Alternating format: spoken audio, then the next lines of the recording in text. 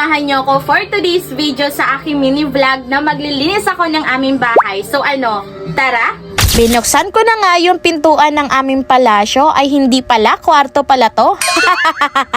Sa sobrang busy ko nga nakalimutan ko ligpitin to kanina, kaya ngayon eto na yung time para ayusin na to at maglinis na din ng bahay. O diba napiyok pa nga, kadustaan mo ka sa yelo. Naglinis na nga ako ng kwarto ko, alangan naman yung kwarto mo, charis. At sa wakas nga ay patapos na ako dito sa aking kwarto, so next naman natin dito sa may sala. Binuksan ko na nga yung ilaw para makita nyo kung gaano kalapad yung noo ko.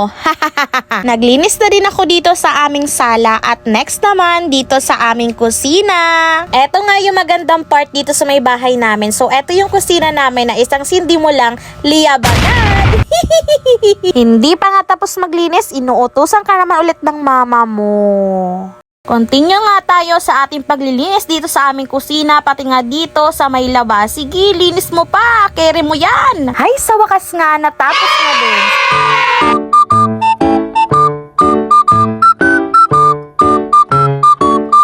At ayos ko nga yung mga plato. Santa Maria Perdones. Nahulog pa nga.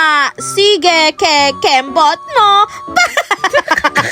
Nilagay ko na nga sa kanya-kanyang lagayan yung mga plato, baso at kutsara. O tingnan nyo naman, binasta-basta na.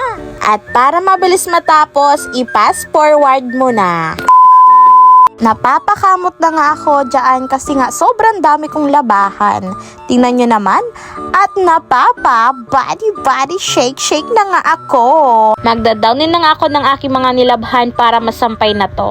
At bago nga matapos ang video na to, so sasayawan ko muna kayo. Wow!